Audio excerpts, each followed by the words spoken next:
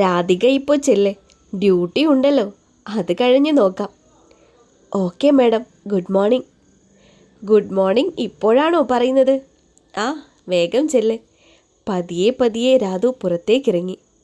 ഉച്ചയോടടുപ്പിച്ച് നടുവൊന്ന് നിവർത്തുകയായിരുന്നു പാർവതി. രാവിലെ തൊട്ടുള്ള ജോലിയാണ്. ഉച്ചയ്ക്ക് ആഹാരം പോലും കഴിച്ചില്ല. കുറച്ചു നേരം വിശ്രമിക്കാമെന്ന് പറഞ്ഞിരുന്നപ്പോഴാണ് മറ്റൊരു ക്ലീനറായ സുന്ദരി വന്ന് ദേവകി ഡോക്ടർ വിളിക്കുന്ന കാര്യം പറയുന്നത്. ഉടനെ തന്നെ പാർവതി ക്യാബിനിലേക്ക് എത്തിയിരുന്നു. അകത്തേക്ക് ചെന്ന് കയറിയപ്പോഴേ കണ്ടു നന്ദനും ദേവകി ഡോക്ടറും കൂടിയിരുന്ന് ആഹാരം കഴിക്കുന്നത്.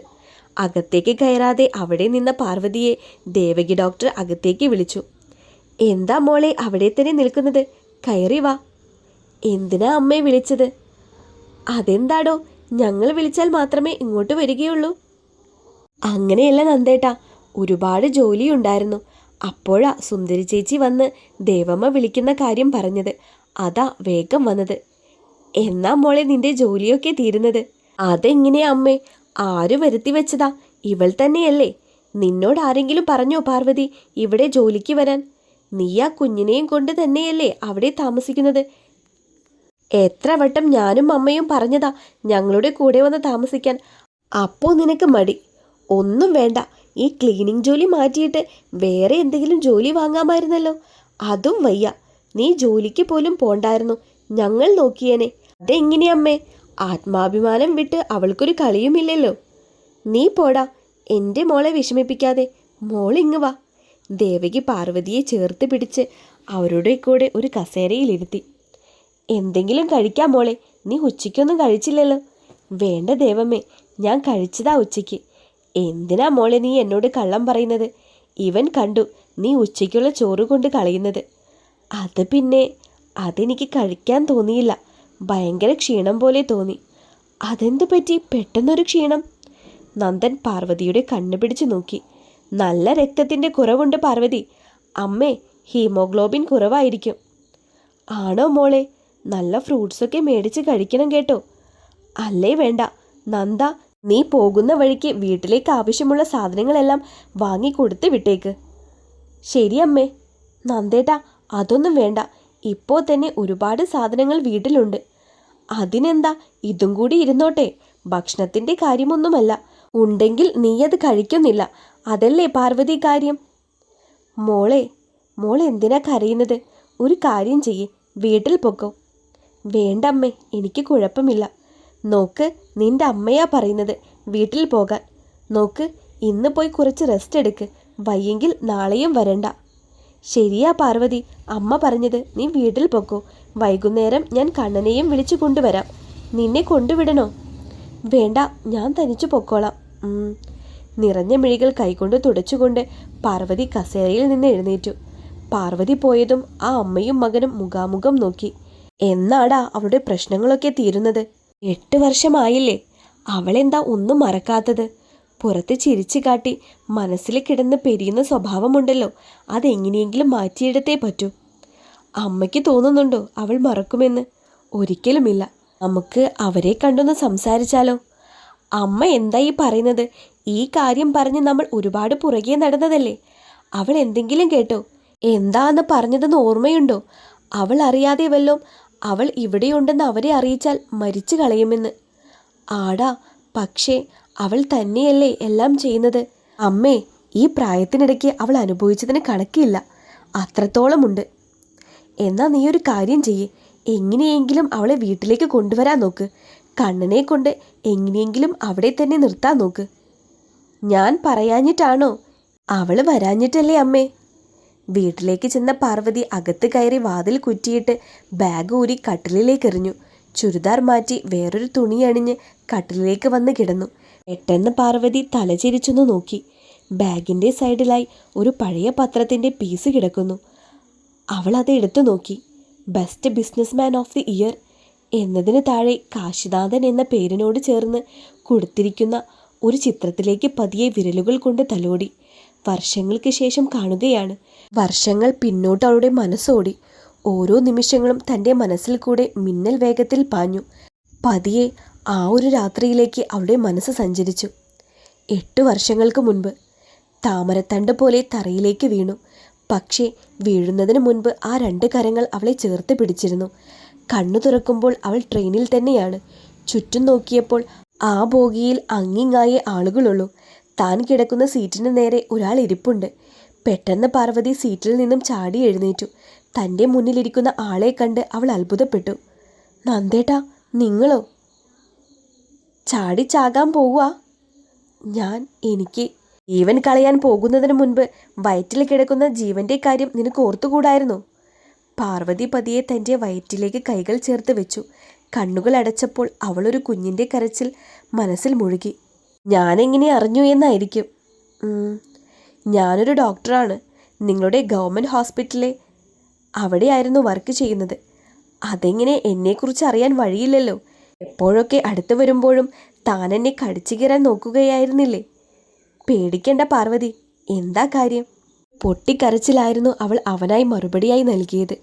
ആ കരച്ചിലിനോടൊപ്പം തന്നെ ജീവിതത്തിൽ നടന്ന എല്ലാ കാര്യങ്ങളും അവൾ അവനോട് പറഞ്ഞു. പോട്ടെ, വിധിയാടോ എല്ലാം. താൻ എൻ്റെ കൂടെ വരുന്നോ? പേടിക്കണ്ട, എൻ്റെ വീട്ടിൽ ഒരു അമ്മയേ ഉള്ളൂ. ഈ അവസ്ഥയിൽ താൻ ഇവിടെ നിന്ന് മാറി നിൽക്കണം. അത് തന്നെയാ നല്ലത്. ഇവിടെ ഒറ്റയ്ക്കാക്കി പോവാൻ എനിക്ക് മനസ്സ് വരുന്നില്ല. നേരത്തെ കാണിച്ചതുപോലെ എന്തെങ്കിലും കാണിച്ചാലോ? അപ്പോൾ എങ്ങനെ, എൻ്റെ കൂടെ വരുമല്ലേ? നന്ദൻ പാർവതിയുമായി ചെന്നത് മൂന്നാറിലെ ഒരു വലിയ ബംഗ്ലാവിലേക്കായിരുന്നു. അവിടെ വെച്ചാണ് നന്ദൻ ദേവകിയെ പാർവതിക്ക് പരിചയപ്പെടുത്തുന്നത്.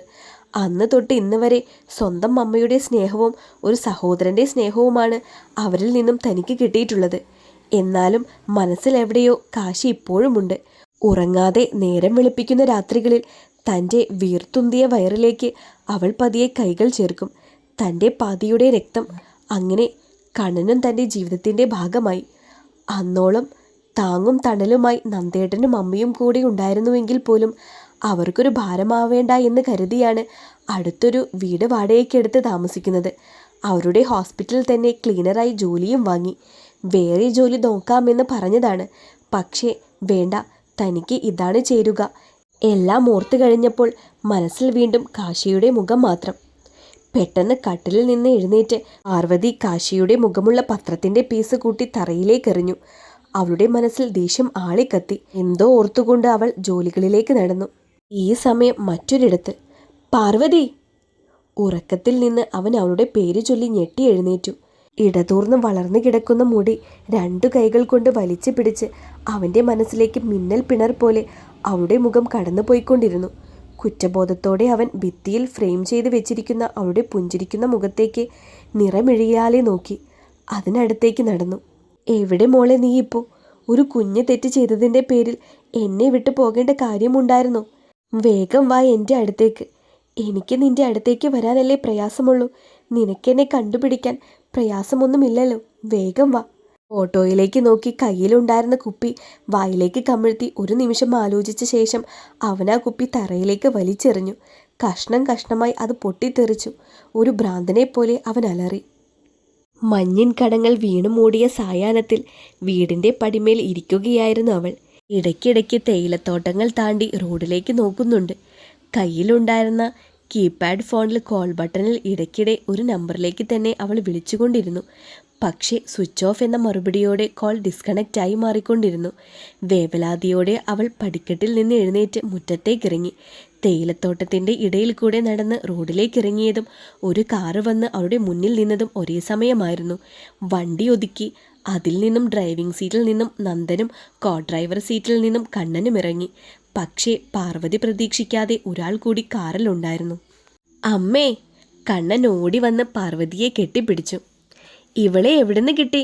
ദച്ചൻ്റെ കൂടെ എന്നെ കൂട്ടാൻ ആൻറ്റിയും വന്നിരുന്നു പാറുമ്മ. എന്താ പാർവതി നീ എന്നെ അങ്ങനെ നോക്കുന്നത്? ഞാനൊന്നും ഇവളെ വിളിച്ചിട്ടില്ല. എൻ്റെ കൂടെ കയറി വന്നതാ. മനുഷ്യനായാൽ കുറച്ച് നാണം വേണം. എത്ര വഴക്ക് പറഞ്ഞാലും ഇതിനതില്ല. ഓ, ഞാൻ സഹിച്ചു. വേറെ ആരുമല്ലല്ലോ, നന്ദേട്ടനല്ലേ? ദേ രാധികെ, എന്നെക്കൊണ്ടൊന്നും പറയിപ്പിക്കരുത്. ഞാനെന്ത് ചെയ്തു? ആദ്യം നീ പറഞ്ഞു സ്കൂട്ടി പഞ്ചറാണെന്ന്, ടൗണിലൊന്ന് ആക്കാൻ. പിന്നെ ടൗണിൽ ചെന്നപ്പോൾ നീ പറഞ്ഞു കണ്ണനെ കണ്ടിട്ട് അവിടുന്ന് പൊയ്ക്കോളാമെന്ന്. അവിടെ ചെന്നപ്പോൾ നിനക്ക് ഇവിടെ വരണം. ഇനി എന്താ? എന്നെ ഒന്ന് ഹോസ്പിറ്റലിൽ കൊണ്ടുപോയി ആക്ക്. എൻ്റെ സ്കൂട്ടി അവിടെയല്ലേ. നിന്റെ സ്കൂട്ടി അപ്പോൾ ഒരു പ്രോബ്ലവുമില്ല അല്ലേ?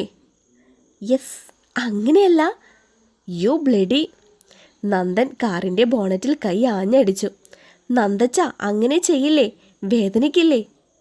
കണ്ണൻ നന്ദനെ തടഞ്ഞു. ഇല്ല കണ്ണ, നന്ദച്ചനേക്കാളും വേദനിക്കുന്നത് ആൻറ്റിക്കാ.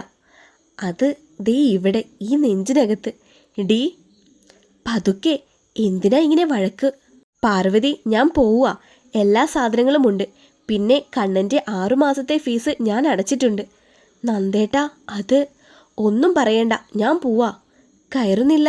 ഇല്ല, ഇവിടെ ചില സാധനങ്ങൾ നിൽക്കുന്നുണ്ട്, അതുകൊണ്ട് ഇന്ന് കയറുന്നില്ല. പോവാണ്, നാളെ വരാം. ഓ, അത് എന്നെ ഉദ്ദേശിച്ചാണെങ്കിൽ ഞാൻ പോയേക്കാം. ഒന്ന് ഇറങ്ങിപ്പോടി. ദേഷ്യത്തോടെ നന്ദൻ കാർ സ്റ്റാർട്ടാക്കി വേഗത്തിൽ പോയി.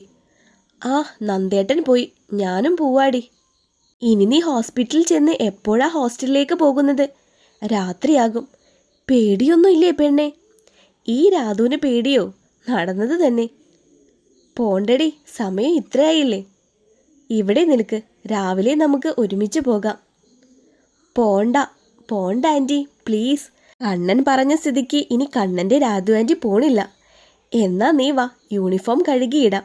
കഴുകിയിട്ടാൽ പക്ഷേ ഉണങ്ങത്തില്ല. എൻ്റെ കയ്യിൽ വൈറ്റ് കോട്ടുണ്ട്, നാളെ ഡ്യൂട്ടിക്ക് അതിട്ടാൽ മതി. പാർവതിയും രാധുവും വീടിനകത്തേക്ക് നടന്നു. വീടിന് മുന്നിലേക്ക് എത്തിയപ്പോഴേ കണ്ടു ഒരു പേപ്പർ പീസും പിടിച്ചു നിൽക്കുന്ന കണ്ണനെ. ഇതാരാ അമ്മേ? ഏത്? അപ്പോഴാണ് പാർവതി കുറച്ചു മുൻപ് ചുരുട്ടി എറിഞ്ഞ പേപ്പറാണെന്ന് അവൾ ഓർത്തത്. ഇത് നിനക്ക് എവിടുന്ന് കിട്ടി? അതവിടെ ചുരുട്ടിക്കൂട്ടി കിടന്നതാണ്. ചുരുട്ടിയോ? അതൊന്നുമില്ല. നോക്ക്, എന്ത് സുന്ദരനാ കാണാൻ. സുന്ദരനാ? ഞാനും നോക്കട്ടെ. രാധു കണ്ണൻ്റെ കയ്യിൽ നിന്ന് പേപ്പർ പിടിച്ചു വാങ്ങി. ഡി, ഇത് അത് പിന്നെ എനിക്ക്